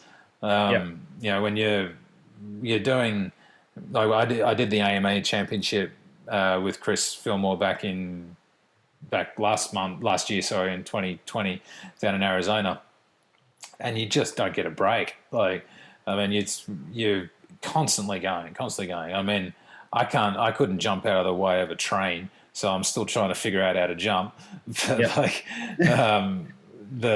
I'm pretty good I'm all right on the flat track sort of dirt stuff and all that. And obviously when it comes to the road racing part, I'm all right. But it is such good fun to ride, and I'm constantly surprised that more people aren't doing it. But then again, like the thing was so huge in the States in the mid 2000s, and it really just fell off a cliff, and now it's slowly starting to come back. But as a form of training, there's very little that I could think of for my age and skill level that I would rather do. So you never did that in Australia before you went? No. Never had to go? No? No, I never did. It was always a case of like racing back then was always just like if I got the chance to race something, I did. But Supermoto in Australia was never really that big either. I mean, it kind of came and went. There were the odd races that were good. I remember Mark Avard and those boys were doing those things back in the late 90s. And I remember when we had the Supermoto GP at Broadford for a couple of years. And but yeah, again, that just kind of gradually fell off the wayside. And when the manufacturers stopped building the bikes or selling prepped bikes to you, then it became a lot harder because you had to physically go out and build your own supermoto bike, which a lot of people didn't want to do, myself included, to be honest. And once these things came out now that are factory prepared supermoto bikes, you got no excuse now. Get on there, put fuel in the thing, and go. And awesome fun. That 450, I've got the FE 450. Oh yeah, and it's such a good. Same with the KTM. It's such a beautiful motor to ride, hey? Yeah, it sure is. They're I'm constantly amazed at how good 450 motocross bikes are.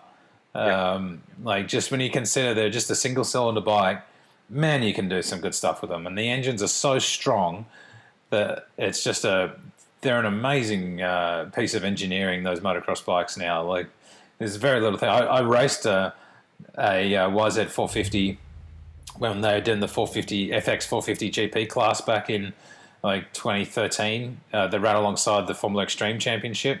I was going to ask you about this. This is when they put fairings and that you buy a kit through Yamaha. Is that right? Hey? Yeah, that's right. Yeah, that's right. Sorry, got a bit of a interference there. That's right. We got Beyond kits out of Spain because it all started because Terry O'Neill wanted to get this championship going, which ideally actually sounded like a pretty cool idea. And the Roland Sands was out doing the same thing out in the States, and it looked like it was getting a bit of traction worldwide, so they decided to bring it to Australia. And I did one of the races in 2012 on a bike that Terry built himself, and then I was like, oh, this is great, I'm going to do it. So I went and bought an YZ450, gave it to Big Rob at Central Coast Performance, and he put it all together. But yeah, we used a Beyond kit out of Spain, which was forks, wheels, brakes, and bodywork. It ran the same frame, same swing arm. Obviously, you had rear sets and handlebars and things like that. But you look at the thing, and it looked like a Grand Prix bike. It looked like a little Moto 3 bike or something. It was super cool. And but yeah, I'd say I'm impressed with longevity of motocross bikes. When they're used in supermoto and motocross applications and things like that, they're great. I think mine was the only one that didn't blow up in the whole year. Really? Just stretching its legs? Because they were they're motocross bikes. They're designed to go, like motocross style. But when you're going around road racing, the things are just maxed on redline the whole time. I remember once one of the guys at Wakefield Park, when you come off the top right-hander down to the fishhook, I think they call it, the right-hander and then the left.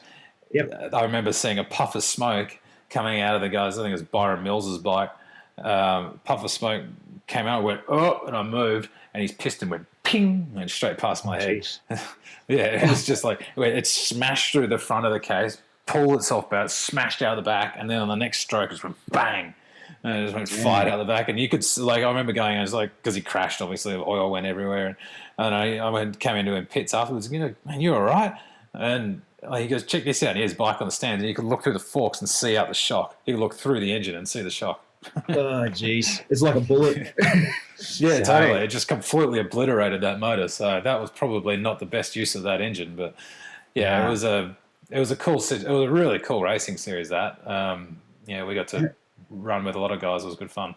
And that was a spot like Wakefield. You think of a place like that, you might maybe get away with it a bit more, hey? A bit more on and off, but still stretching. I think it's also like, having raced at Eastern Creek or Sydney Motorsports Park and other bits and pieces where it's flat out. It's never a case of one RPM. It's consistent high RPMs over a long time that wear things out, and then it's off she went. That's a shame. My one, we were out doing an enduro just this last weekend, talking about before we recorded, riding along in the bush, stick between, I don't have the smallest legs in history, in between my leg and straight up, and cracked the plastic off the back of the fuel injector. So just the clip, I don't know, like it's one of those one in a million things. So deep in the bush, up in the back of Gimpy, next thing, no power. So she's a full one-piece fuel injector. So out we get, tow it out, and mate, that's one of those freak things that can happen sometimes, eh? Oh, dude, totally. Yeah. I remember, I got a funny story about smashing bikes. It was like, I was riding with Daryl Beattie and Mike Heaton, who used to work from Channel. He used to do all the MotoGP stuff, and we were riding the new KTM Adventures, and I came off a little rise, and the bike just like someone pulled the plug out of the wall, and I was like, "What the hell happened?" And bike just stopped, and then I look at the back, and the brains of the bike had just got scattered up the trail of this 1190 Adventure, and then I think apparently it was a shock bolt that was loose, and so the thing just went punch and just went straight through the whole brains of the bike, just went everywhere. I was like, well, that sucks.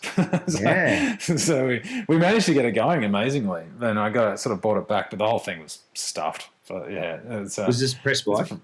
It was, yeah. Oh, jeez. Not cool. Oops. Was this in Australia? Yeah. Yeah, it was. That was 2013. That was. So sorry to KTM. Yeah. What's one of your weirdest press things you've done? Press launch. What's one of the strange things? Yeah, what's been one of the strangest things you've come across? Oh man, done it for a lot of years now. Jesus, that's an open question. Most of the stuff I couldn't tell you. I'd have to tell you in a non-podcast stuff, because you get antics you could get up to in some of those places are pretty wild. We've actually, one time the gnarliest press ride was, we were in Spain and we were doing the MTO7 launch. MTO7? 2017, I think it was. And it was, we were up at Ronda, which is like in the south of Spain. Gorgeous area, absolutely stunning. And it started raining. And it started raining and started raining. And by the end of it, 2 or 3 of the guys had just given up. And they're just like, no, we're not doing this. And we came back down the freeway, because it's a mountain road. And I'm not kidding. It was like, when you get sideways rain, like you don't think it's coming from you, just look at it's coming from the side. Yeah. We got back, and it was just one of those times where we all got back and we were like, holy shit, like no one's died, like because we were hanging on the side of the cliff, and it was just mental. But I think the best the gnarliest ride I ever did was actually with Adam Ferguson. Yeah. Krusty Ferguson back in the day. Where this is at AMCN. This is 10 years ago, so I could probably sell the story. It's like we were doing our superbike test, and this is at 2010. So we had 1098 Ducati, GSXR 1000s, bunch of, like all the bikes. So anyway, we were running across the Alpine Highway, whatever it is, from Thredbo to Jindabyne, that whole area, like over the Snowies. And we pulled into Thredbo itself, and we all swapped bikes. And Krusty was like, "All right, we're gonna pin it to Jindabyne." And dude, it was wild. Like, we got to Jindabyne. I don't know how long. It didn't take long. It was like 10 minutes or something to get to Jindabyne. Like, it was just flat out on these bikes that, like, if we'd got busted, we would have all been straight to jail. And so we pulled in, like, me and the deputy editor of AMCN and my friend Simon and Krusty was on the Ducati, and we were filling up the bike, and Krusty brings this Ducati in, and it's pearl white 1098, and there's smoke coming out the back of it, and I've got an open fuel tank just here. I'm like, what the hell's that? And then he gets off, and the whole thing just goes, just engulfs itself in flames. Like, and we're like, oh shit! And so we like put the bloody fuel cap on and like throw the fuel thing away, and literally the whole back of the bike was in flames. And we were like, fuck, like we got it all done, and Krusty's just sitting there, this bewildered look on his face, and we'd kind of figured out. We kind of figured out, or at least I think this is what happened, is like Krusty had that thing pinned for so long that because the exhaust was glowing hot, and I think what had happened was the wind had basically been blowing out I think it pretty much burnt the exhaust rubbers or burnt the bodywork or something or other, so that when the wind eventually stopped, it just went woof, straight up because the flames were waiting to go, and without it was like once he'd sort of stopped, the whole thing just decided to ignite and throw the thing up in flames. Oh man, that's a man that can ride a motorcycle, eh? Yeah, exactly. Yeah, it was. Sorry, I'm just getting that. He's an amazing rider, Krusty Ferguson. Since I've been in the States too, like I've heard a lot of stories about how good he was on those Corona Extra Suzukis and things that he used to ride, and he's a hell of a rider, really, and a really lovely guy as well. He always had a lot of time for me, especially back in the early days. Like I was still pretty new to the game, and he was a bit of a hero, and won like the Super Sport Championship and the Superbike Championship in Australia in the first year. I think he was actually the first to do that. I might be wrong there, but I'm pretty sure he was the first one. Yeah, and then it became a bit of a thing, and I think Brooksy did it the following year, and then I think Jamie Stauffer did it as well. But I'm pretty sure Krusty was the first one. So yeah, he was a bit of a hero to sort of hang out with, and really lovely guy, and could drink his weight for sure. Probably still can. Yeah, probably. Knows how to party. So there's many a story of Krusty around. Yeah. No, he's a good dude. Really cool guy. You're talking about pouring down rain and everything. So for people that are listening to this point, if you can hear anything in the background, it's absolutely pouring down here. So if the audio is a bit distracted, that is probably part of the reason. So sorry about that. Yeah. Yeah, I can hear it over here, and I'm on the other side of the world. Yeah, well, that's it, mate. You're in California. So, what do you think of print media at the moment? How is the world of motorcycling journalism? How is the world in that sort of neck of the woods? It's pretty dismal, got to say. It's not that media is bad. No, not bad. It's not the media itself that's suffering. It's just the delivery of media. I've got to be honest. I can't tell you the last time I bought a magazine. It's everyone gets your information via. If you, it's on your phone, and it's really tough for print media to make a real go of it. You've got to be really different for it to work. The old style is very, very difficult to monetize now. There'll never be a replacement for the tactile feel of a magazine. I had my head buried in bike magazines from day I could read. And all I ever wanted to do was either race for a living or be a bike journo. I don't know how the bike industry as a whole is going to deal with that, although they probably already have, to be honest. Like, everything is really online, and it's like it becomes a bit of a bummer, really, that the romance has gone a little bit out of it. Certainly now, having worked purely online for the last sort of 7 or 8 years, the workload has gone up tremendously because you have to get it out, especially now when it's news. If it's more than a day old, it's not news, and that's not unique to the motorcycle game. That's just the nature of news. So, guys like AMCN and all that kind of stuff. Like, I remember when, like, AMCN definitely is still a fantastic magazine. And I'm very, very proud to have worked there and worked under some good guys, and having got mentored by Mick Matheson and that kind of stuff. And but it's got to be a tough game to be doing print mags. I mean, for example, Cycle News got rid of print mags 12 years ago actually. Wow. So it's all online, but then the problem is then with websites is you reduce the amount of availability for advertising. You are solely reliant on website hits. It's not like you can sell 40 different pages of advertising. You have a landing page, and then you have certain other pages within there that you can sell advertising to, but you do have much limited scope for advertising. So as a result, overall revenue goes down.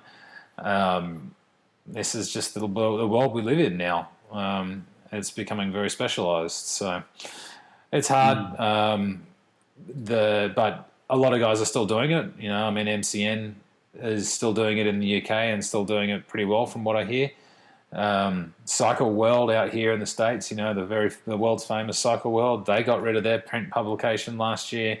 The year before that was Motorcyclist magazine. They're gone. That was the oldest running motorcycle magazine in the world, as far as I was aware. It started in like 1910 or something.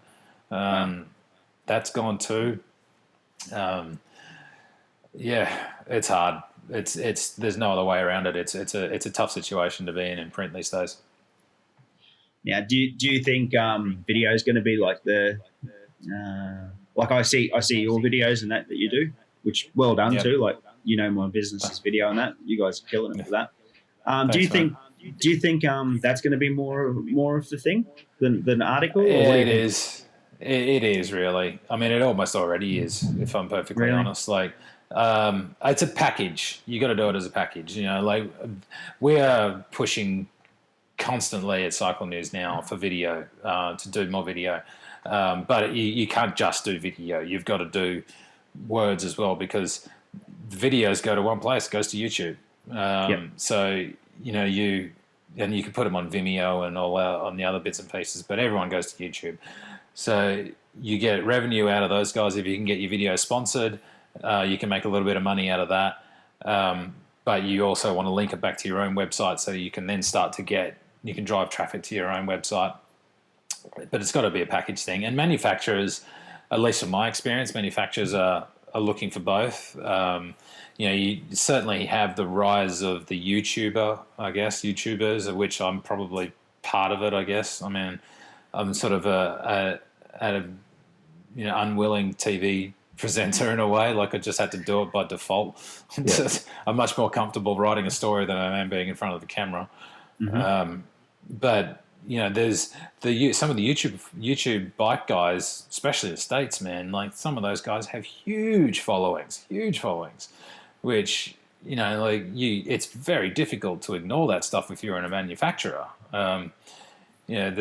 But endemic media, motorcycle media, we all have our own place. But there's a lot less advertising dollars to go around these days, and you got to be creative to be able to try and get your point across. But sort of circling back, video is for sure the now thing. It's not the next thing; it's the now thing. Yeah. No, it's super interesting as a outside perspective, just seeing how it's changed over the years. And I don't know, I'm one of the silly ones that have got archive boxes at home full of AMCNs and Dirt Actions, Yeah, ADBs, whatever it is. They're still sitting there. I still buy yeah, them, not as many as I used yeah. to, but I still get them every now and then, like the yearbooks and that. But yeah, it's just hard to find what the next thing is, you know. Yeah, I mean, like print media, if you look at magazines like ADB, like Australasian Dirt Yeah, Bike Magazine, that's still an excellent magazine. Mitch that yep, runs that, he knows what he's doing, and Australia is lucky in that we have very, very good magazines. I saw the Adventure magazine. I can't remember what it is. There's two of them now. I think there's Adventure Rider and there's another one. Um, but they're really high quality magazines. They're really brilliant things, and a lot of countries don't have that. So they have their own place as well. I mean, which is quite interesting considering that there's a lot of websites in Australia, plus there's a lot of print magazines, and we have a much smaller population of riders than basically everywhere else in the world. yep, Certainly in comparison to the US and Europe and things like that. So we have a lot of mags for our given population, and they're very high quality mags with excellent photography, good writing, all the stuff that makes a good mag. And a magazine will have its own experience that a website just can't produce, or a YouTube video just can't produce. So they will certainly have their place. I think it's definitely more for the older crowd. I don't really know that any kids from 10 years old to 25 are out there buying magazines really, because they get all their information off their phones. yep. That's it. It's yeah, just the way it is. It's just evolved. Yeah, it is what it is. You gotta you look at stuff I got friends out here that all they do is look at TikTok, and that has its own place as well. There's so many different platforms, and sorry. Do you use it? No, I've got a TikTok account actually. I looked at it just for the hell of it, because a friend of mine was like, "Man, you got to try it." So I tried it, and that's a rabbit hole in itself. But I don't think TikTok's really the go for motorcycle reviews, because you got minute long videos. I mean, I don't know what you can say about a bike in a minute. But yeah, there's all kinds of ways that people are trying to do. I've seen Instagram magazines where instead of having your photo or your 7 or 8 different photos, you have a photo and you have a photo of text and then a photo and then a photo of text. So instead of just putting it all in the bio, you can have a flip style magazine thing on your phone for Instagram. There's a couple of car guys that do that. Which is also, that's really cool as well. That's thinking out the box a little bit as well. Yeah, it still gives you some sort of tactile thing a little bit too, doesn't it? A little bit, yeah. Nothing's going to replace that. Nah. And as you say, you got archives, which keep them, man. Don't get rid of them. Yeah, well, they're getting harder to move each time, but they're good to go back to. Every now and then you go back and have a look at, 98, you look at an R1 launch, or you look at this and that. There's some pretty cool things, So for sure, dude. There's lots of cool stuff in there. I think we're around fairly similar age, and you'll probably remember it, like some vivid memory of Ferrari F40 versus the ZZR 1100. And that was one of the colours as a kid. And I'm like, that's something that'll just burn into your brain as a motorcyclist. And for sure. I don't know if you get that anymore, just I don't know. I just remember reading that. I think it was even Wheels Mag actually that did it. It was like a collab basically. It was pretty cool, at the time. Yeah. I remember back I was working at AMC and I got to do a similar story where we had a Ferrari California and a Ducati 1098. And it was we called it the wank story, which was like I was in the dead of summer. I had to be in full leathers in Sydney City, and we rode and drove around Sydney City with a photographer perched on the side of each street corner that we stopped to see what thing got the most looks. Of course, it was the bloody Ferrari that got the most looks, but I was sitting there drenched in sweat. And at the end of the thing, I was saying, "You're giving me a drive on that Ferrari, man." So I managed to get on it and then get out of there. It was great. Oh, mate. So your time at AMCM was with Mick Matheson at the helm? No, Matho was the previous editor, but he was still quite involved. Just hang on 2 secs. Sorry, Yeah. give me a minute.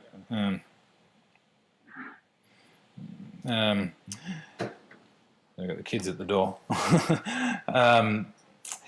Matho was the previous editor, and I got on with Matt Shields originally. Yep. So Shieldsy was with me. I was with Shieldsy, for 2 years, I think it was, and then Sam McLaughlin took over, and I was with him for another 2. Yep. So yeah, they were really good guys to work for. Sam was very knowledgeable, and so was Shieldsy. Shieldsy gave you a bit of. Shieldsy was good because he gave you a lot of rein and sort of a lot of freedom to kind of think what you wanted to put in there. And at the same time, when I was working with Sam got me hooked in with Matho, and he gave me a lot of help with my writing style, like little tricks that I still use today. And I mean, Matho's a bit of a legend in Australian motorcycle publishing, and like working with Boris and all those guys, and Kel as well. Kel's still there now. And Dino, it was a great time to work there. It was a lot of fun, and he's kind of like going to work with your mates kind of thing, and getting to ride bikes and have some fun on the side. So it was a great time to work at AMCN. But yeah, it wouldn't have started without working for Jeff Ware. He gave me my first gig. So thanks, Jeff. And the thing, yeah, definitely. And the thing with Jeff, I feel with Rapid, it accelerated Street Fighter builds in Australia. That magazine basically brought credibility to street fighters in Australia. Yeah, it did, absolutely. Jeff was very much part of the. I can't remember what the name of the previous mag was, but it was basically like the Aussie version of Performance Bikes, like the UK version. But yeah, when he started Rapid, he did it all on his own, and he gave me a start, and I managed to I was with him for 18 months before I went to AMCN. But yeah, his sort of push of the Street Fighter scene really was a great thing for the Aussie scene, because it sort of showed an area of riding that we didn't necessarily have that much of at the time, and then once that sort of he went off and did other things, and now does bike review, and he made a really good impact in the sort of mid 2000s with that mag. It was a really cool mag. Yeah, it was. It was just good photography, good. It was just an all round good mag, and I was working for Pirelli in 07 and 08, and he was doing the FZ6 Cup thing, and I don't know your relationship with him now, but back then you wouldn't find a nicer guy to talk to either. So he's a good guy. I mean, I've always got a good spot for Jeff. Like, we caught up when I went home last time. Came back, and I think it was 2019. I think last time I was home, and we caught up for a beer and hung out. Yeah, he's a good guy. I mean, I certainly for sure wouldn't be where I'm at now if it wasn't for Jeff. Like, it's kind of, he's the one that gave me the springboard, and so I owe a lot to him. That's cool, mate. Well, you've got a family. We've been on here for 2 hours, mate. We're going to let you run. They're probably knocking at the door, and thanks for your time, mate. Mate, thanks very much. It's been really cool to get on. I've been really enjoying the podcast. The Brent Stevens one was really cool. That was sweet, and the Dan Reardon one was good too. Oh, that's cool, mate. I'm glad you're enjoying them, and it's probably good to hear an annoying Australian voice every now and then for you, I guess, too. So yeah, exactly. Thanks for listening, mate. So thanks for listening, and you're one of the nicest guys like I've met in person and everywhere we've sort of got to speak in that. So thanks heaps, mate. Appreciate it, eh? No, you got it, man. Keep up the good work. Thanks again.